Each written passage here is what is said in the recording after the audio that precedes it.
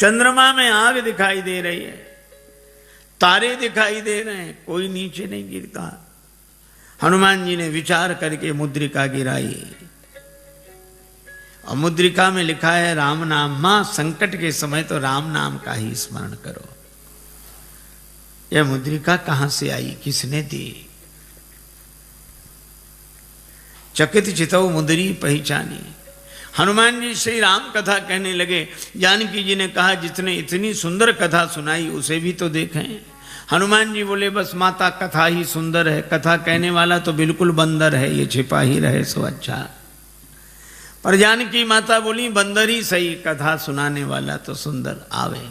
हनुमान जी सामने गए, जानकी माता ने देखा, फिर बैठी मन विस्मय भयो। हनुमान जी ने कहा राम दूत मैं मातु जानकी। हे माता, मैं राम जी का दूत हूं, सत्य शपथ करुणा निधान की। और ये कहते कहते हनुमान जी के आंखों से आंसू बरसने लगे। कपि के वचन सप्रेम सुनि उपजा मन विश्वास, जाना मन क्रम वचन यह कृपा सिंधु कर दास। नरवानरई संग कहु कैसे, कही कथा भई संगति जैसे। परिचय होने पर कुशलता पूछने के बाद श्री जानकी जी ने एक ही बात कही, आह नाथ हो निपट बिसारी। भगवान ने हमें भुला दिया। हनुमान जी बोले नहीं माता, भगवान ने आपको नहीं भुलाया। तो जयंत के पीछे तो बाण लगा दिया, चरण पर चंचुका प्रहार करने वाले के पीछे बाण, और हरण करने वाला अब तक आराम से बैठा है। श्री हनुमान जी ने कहा माता, वहां भगवान के पास धनुष बाण कहां था? प्रभु तो आपका श्रृंगार कर रहे थे। जानकी माता बोली हाँ बेटा, प्रभु ने उन्हीं लकड़ी की सींकें उठाई, एक को धनुष बनाया, एक को बाण। तो सींक क्या बाण बनी होगी? नहीं नहीं, प्रभु का संकल्प है। तो मां औरों को तो सींक ही दिख रही होगी, बाण है ये तो पता आपको होगा। हाँ, तो हनुमान जी बोले ऐसा भी तो हो सकता है कि हरण करने वाले रावण के पीछे किसी और रूप में बाण को लगा दिया हो। और रूप में? किस रूप में? हनुमान जी ने कहा कि माता सामने देखो, ये वानर के रूप में राम जी का बाण ही है। जिम अमोघ रघुपति कर बाना, एही भांति चले हनुमाना।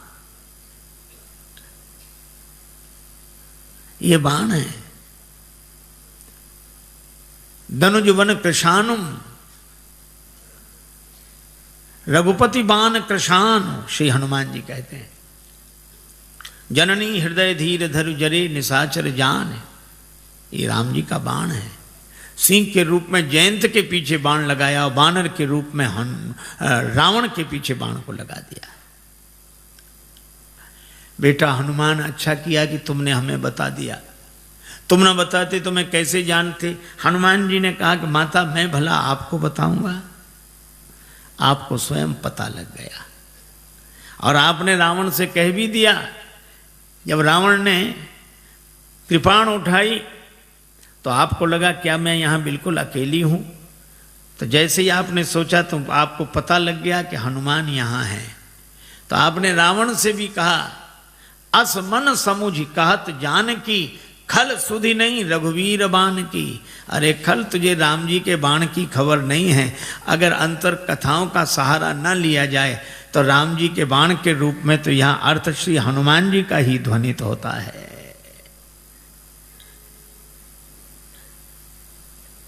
हनुमान जी बोले माता चिंता मत करो, राम जी आएंगे, साथ में हम सब लोग रहेंगे। अब इतने छोटे से हनुमान जी श्री जानकी माता से कहें कि निश्चिंत रहो, हम लोग रहेंगे। जानकी माता बोली बेटा सभी बानर तुम्हारे जितने हैं। हनुमान जी बोले हम तो उनमें बहुत बड़े हैं, बाकी सब छोटे छोटे हैं, हम सीनियर हैं, बाकी जूनियर। जानकी माता बोली तो हो चुका हमारा उद्धार, कौन सी लगी जहां सीनियर इतने से हों। कई बार मुझे लगता है ये अंग्रेजी का शब्द है सीनियर। सी माने देखो, नियर माने नजदीक से ही जो दिखे, दूर से दिखे ही नहीं। हनुमान जी ने कहा माता संदेह है। जानकी माता ने कहा मोरे हृदय परम संदेहा, सुन कभी प्रकट कीन निज देहा। श्री हनुमान जी ने विशाल रूप में अपने को प्रकट किया। जो जानकी माता हनुमान जी को ऐसे देख रही थी वो ऐसे देखने लगी। बेटा भरोसा हो गया। हनुमान जी छोटे बने, जानकी माता ने आशीर्वाद दिया और कहा कि वत्स हनुमान, जब तुम इतने बड़े थे तो इतने छोटे बनकर क्यों आए?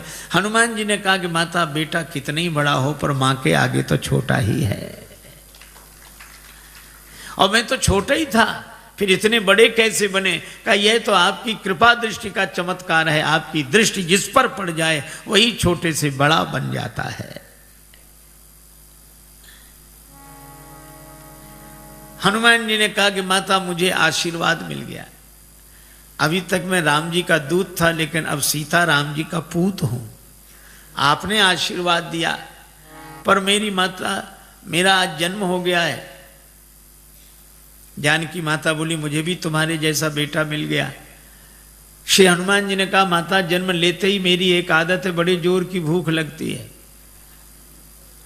अंजनी माता के गर्भ से जन्म हुआ, जन्मते जगी जठर की ज्वाल गगन में मारी, एक उछाल कृषे रवि बाल जान फल लाल, आपकी जय हो जय हो जय हो।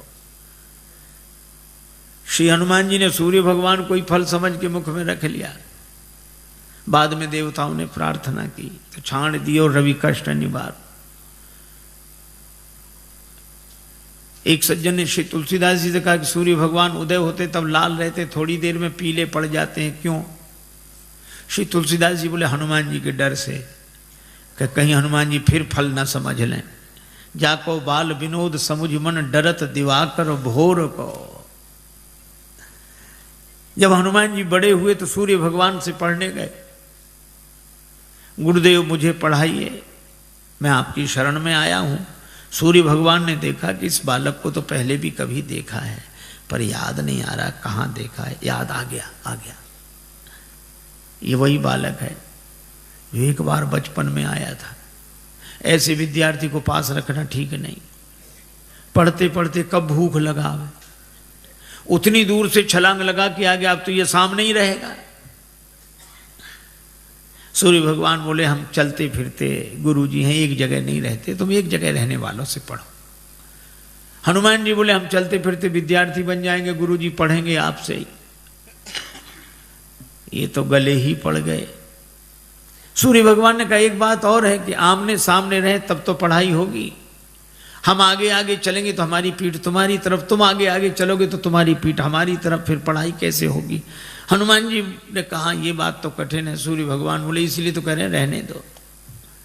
पर हनुमान जी ने कहा गुरुजी इसका भी समाधान मिल गया। क्या? हम आपके आगे उल्टे चलेंगे, किसी की पीठ किसी की तरफ नहीं।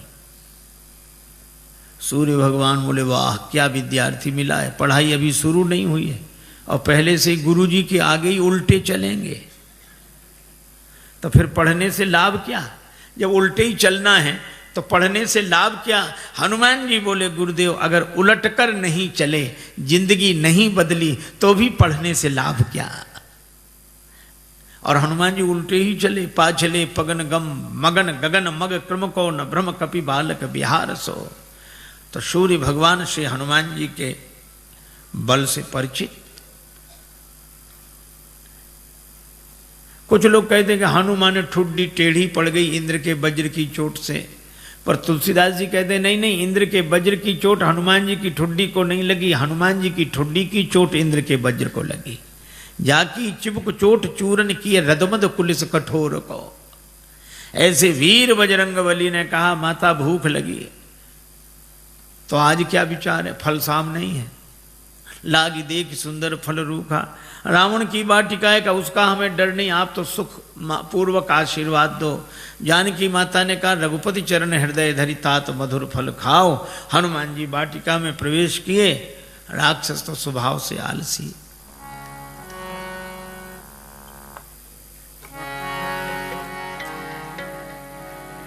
चले नाई सिर पैठे बागा,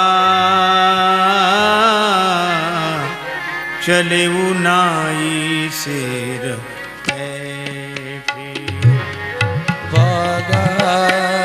चले उनाए शेर बैठे, बागा चले उनाए शेर बैठे। फल खायसी तरु तोरे लागा,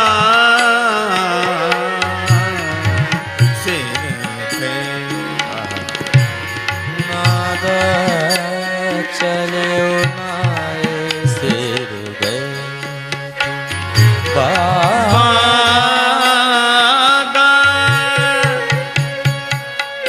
बागा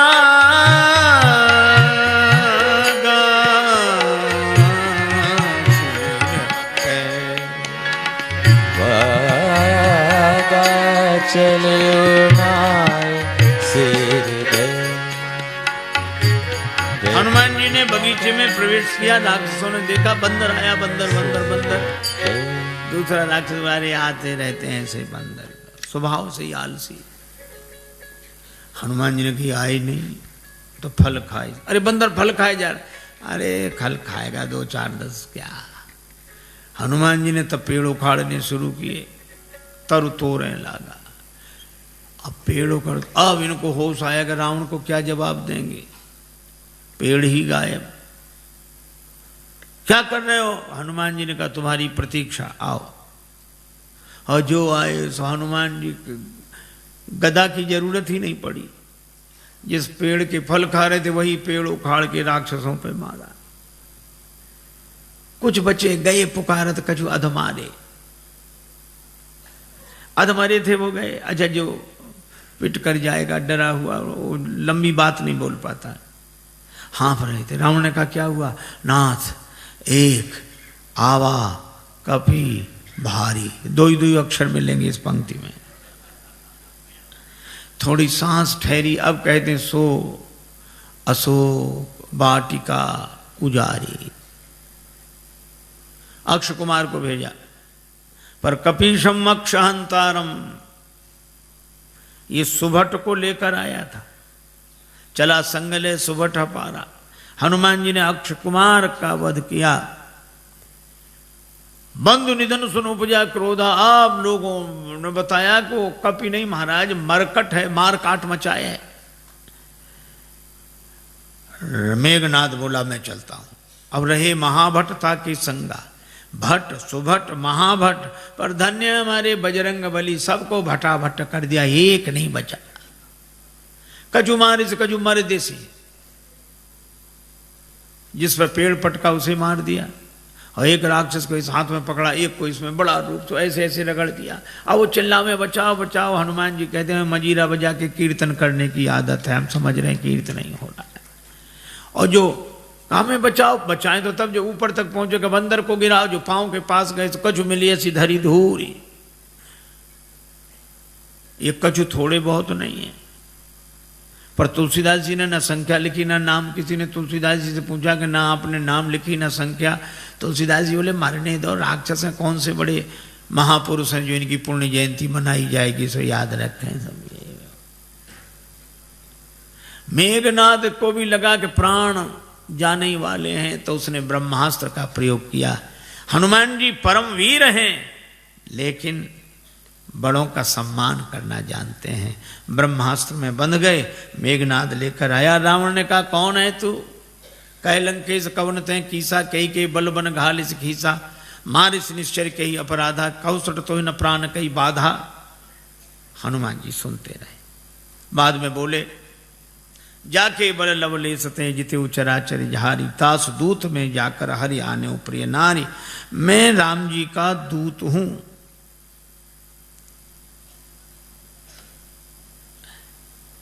विनती करता हूं, विनती करो जोरी कर रावण सुनो, मान तज मोर सिखावन। पर रावण ने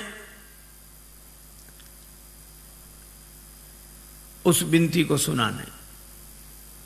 बोला मुझे समझा रहे, मुझे समझाने का फल जानते हो? हनुमान जी ने कहा कि हाँ फल तो जानते हैं। क्या फल है? हमारे यहाँ सम्मान होता है उपदेश देने वालों का। रावण बोला सम्मान नहीं, हमारे यहाँ सम्मान नहीं मिलेगा। मृत्यु निकट आई खल तो ही, काल की अधिष्ठात्री शक्ति मृत्यु को रावण ने हनुमान जी के बगल में खड़ा कर दिया। हनुमान जी डरे नहीं।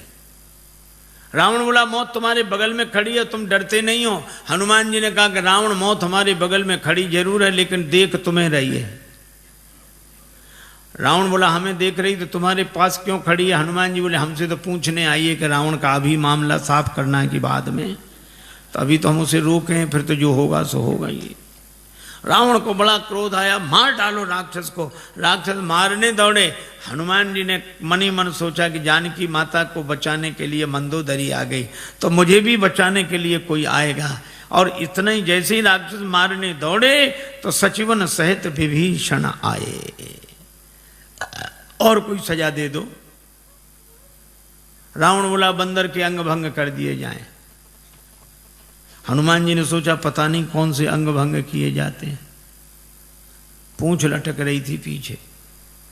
रावण ने कहा अंग भंग करो, तो हनुमान जी ने पूंछ पकड़ी, दोनों हाथों से माथे से लगाते, पूंछ को देखते फिर माथे से, 2 बार ऐसा किया।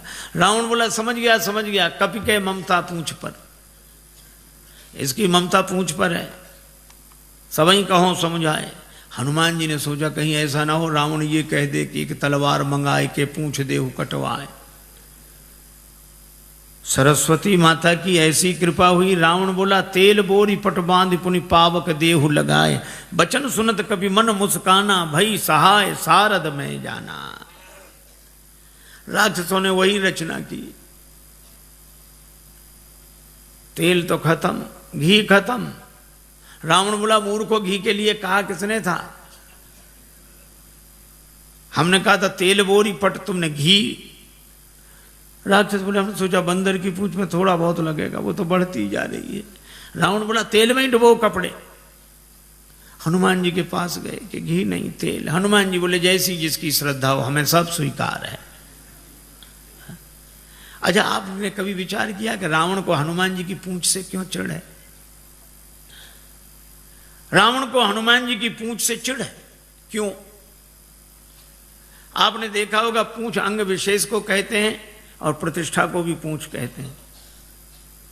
कई बूढ़े लोग घर के बाहर मिलते हैं उदास, उनसे पूछो क्यों, क्या बात है? कुछ नहीं, फिर भी अब इस घर में हमारी कोई पूंछ नहीं रही। बोलो है पूंछ की परेशानी की नहीं। उनके घर गए, चाय की कौन कहे, पानी तक के लिए नहीं पूछा।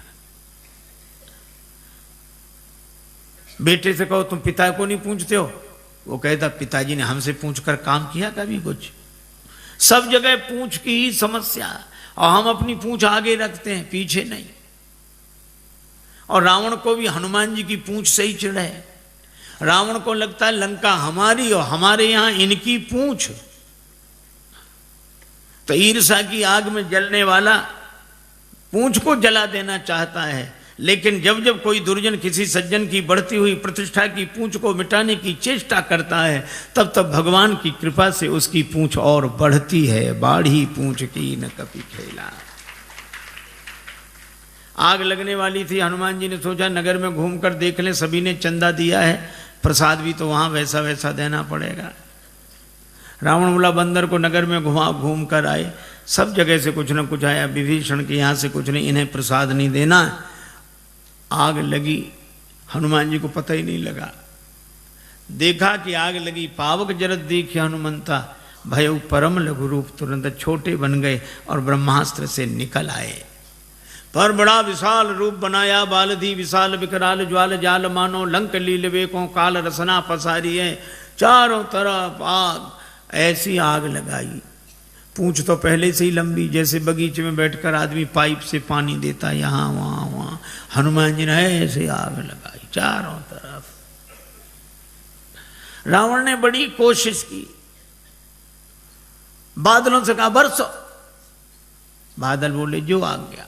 उसी समय हवा इतनी तेज चली कि पानी बरसे, बादल बरसे लंका में, और पानी गिरे 2 किलोमीटर दूर उधर जाके जहां आग नहीं थी। रावण ने प्रलय के बादल बुलाए, प्रलय पयोधि बोले, वो भी नहीं बुझा सके। राम रोष पावक सो जरई, लंका जलकर राख हो गई। और हनुमान जी जानकी माता के पास पूंछ बुझाकर छोटा रूप बनाकर, जानकी माता ने कहा, वत्स मुझे तो बड़ा डर हो रहा था, लंका जल गई, तुम्हारी पूंछ का बाल भी नहीं जला। क्यों? हनुमान जी ने कहा कि माता, लंक जला के जली भी नहीं, हनुमंत विचित्र है पूंछ तुम्हारी। जानकी माता कहती हैं, लंक जला के जली भी नहीं, हनुमंत विचित्र है पूंछ तुम्हारी। कौन सा जादू राजेश भरा, हंसी पूछती हैं मिथिलेश दुलारी। हनुमान जी कहते हैं, बोले कपि ही राघव आगे, हृदय में आगे राम जी बैठे। बोले कपि ही राघव आगे है, पीछे है पूंछ रहस्य है भारी। वानर को भला पूछता कौन, श्री राम के पीछे है पूंछ हमारी। आगे राम जी के पीछे ही हमारी पूंछ है, नहीं तो कौन पूछता। माता, लंका साधारण आग में नहीं जली, पावक में जली। राम रोष पावक, तो तुम्हारी पूंछ बची कैसे? का उस पावक में आप भी तो रह रही हैं माता। जानकी माता बड़ी प्रसन्न हुई, आशीर्वाद दिया। चूड़ामणि लेकर हनुमान जी विदा हुए। जानकी माता ने कहा कि प्रभु को प्रणाम कहना। संदेशा लेकर हनुमान जी आए। भगवान को पता लगा। हनुमान जी ने कहा कि जानकी माता की अत्यंत विपत्ति है। भगवान बोले, विपत्ति तो तब होती है जब कोई भजन न करे, पर जानकी माता भजन कर रही तो अति विपत्ति। इसका अर्थ कोई भजन करे तो अति विपत्ति, न करे तो केवल विपत्ति। हनुमान जी ने कहा, हाँ प्रभु। कहा कैसे? कहा कोई भजन करता है तो वह भगवान को याद कर रहा है, कोई भगवान को याद न करे तो विपत्ति, लेकिन कोई भगवान का भजन करे और भगवान ही उसे भूल जाए तो अति विपत्ति। श्री सीता जी ने आपको नहीं भुलाया, आपने सीता जी को भुलाया। नेत्र भर आए भगवान के। हनुमान, मैं तुमसे उऋण नहीं। हनुमान जी चरणों में गिर गए। भगवान उठाना चाहते हैं, हनुमान जी उठना नहीं चाहते। प्रभु मैं बालक हो गया जानकी माता के यहाँ जाकर, अब बालक की मर्जी, उसे उठना होगा उठेगा, नहीं उठना होगा तो नहीं उठेगा। उठो उठो हनुमान, हम भी तुम्हें हृदय से लगा लें। हनुमान जी बोले, चरणों में अच्छे मिलेंगे तो आधी जिम्मेवारी हमारी, आधी आपकी, और जो आपके चरणों में गिर जाता है उसकी पूरी जिम्मेवारी आपकी। भगवान हनुमान जी को उठाकर हृदय से लगाते हैं। वानर वाहिनी के संग प्रस्थान करके समुद्र किनारे आए। पुल बनना है। विभीषण जी कहते, महाराज समुद्र से विनती करो। लक्ष्मण जी कहते, सुखा डालो। भगवान ने कहा, ऐसे ही करो। 3 दिन विनती की, नहीं माना। लक्ष्मण धनुष बाण लाओ, और समुद्र विप्र रूप में सामने आया। महाराज क्षमा करें। भगवान ने कहा कि वानर वाहिनी कैसे उतरे, उपाय बताया। नल नील के स्पर्श किए हुए पत्थर पानी में तैरेंगे, पुल बनाइए, और इस बाण से मेरे उत्तर तट पर रहने वाले राक्षसों को समाप्त कर दीजिए। अब देखो कितनी अद्भुत बात है। कोई न डूब रहा, उसके गले में पत्थर बांध दो तो जल्दी डूब जाता है, और पत्थर को कितनी भी ऊंचाई तक फेंको पर आएगा नीचे। ये पत्थर मानो कर्म का स्वरूप है, कर्म कितना ही ऊंचा करो अंत में नीचे लाएगा।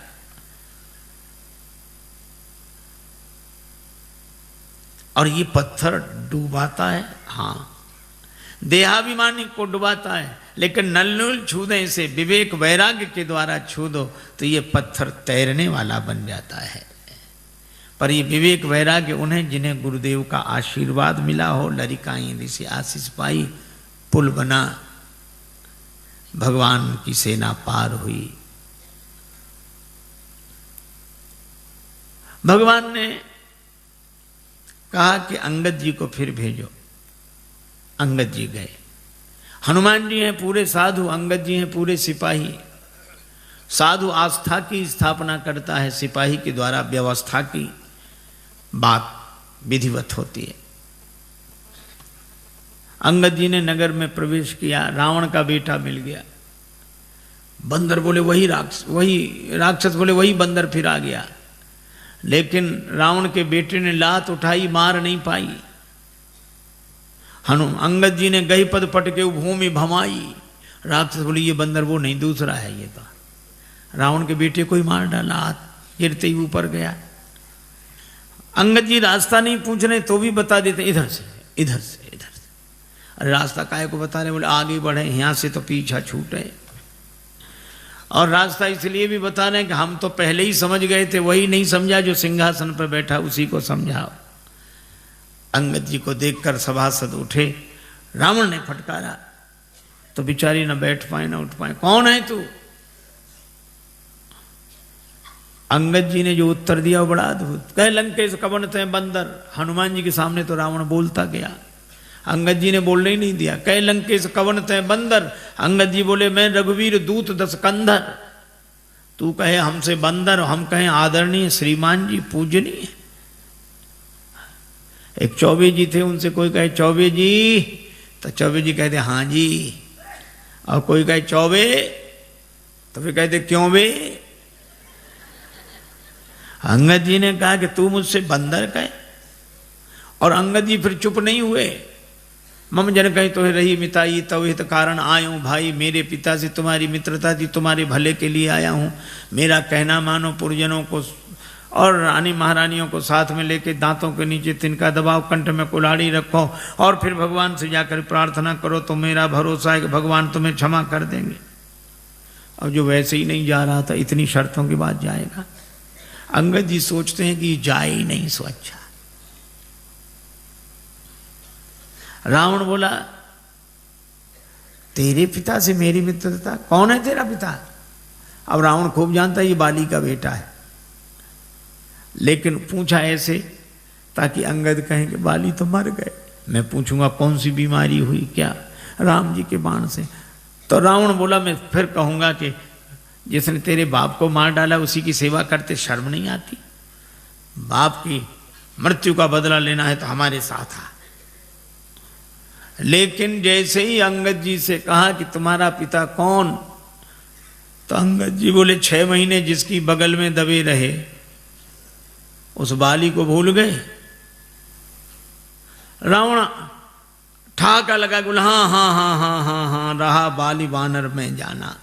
आजकल बाली कहाँ है? अंगद जी बोले 8-10 दिन में तुम भी वहीं पहुंच जाओगे जहां बाली है, वही कुशलता बताएगा। रावण बोला तुम्हारे कठोर वचन में सहन कर रहा हूं क्योंकि मैं धर्मात्मा हूं।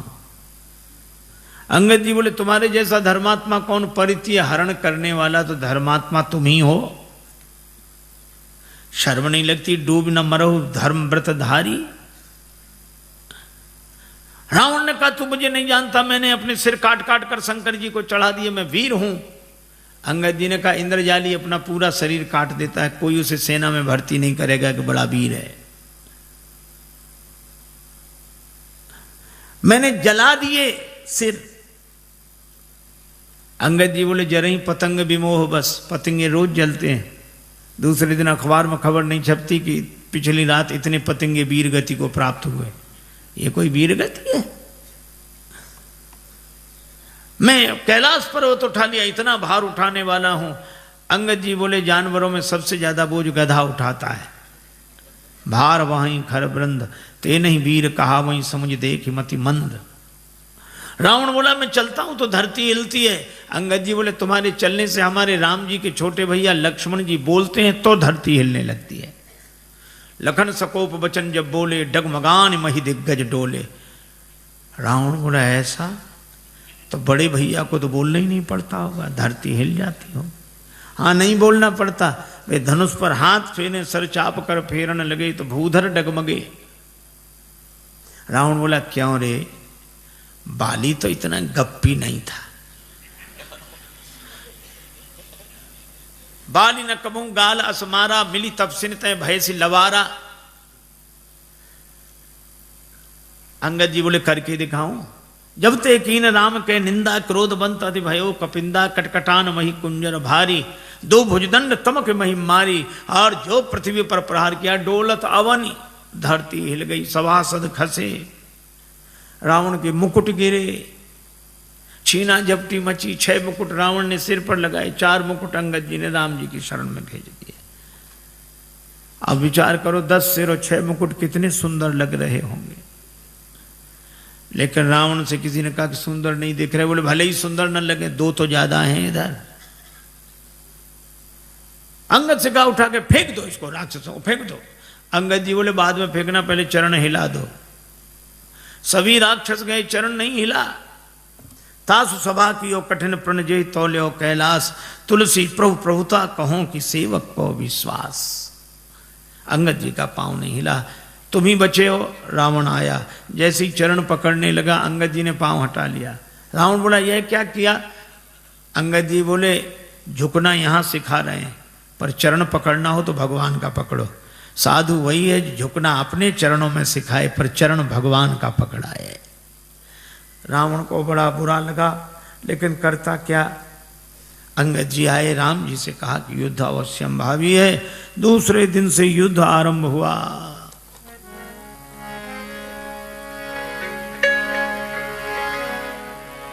उत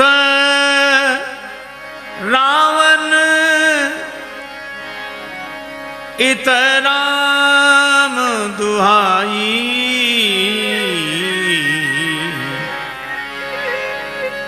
जयति जयति कर परी लड़ाई।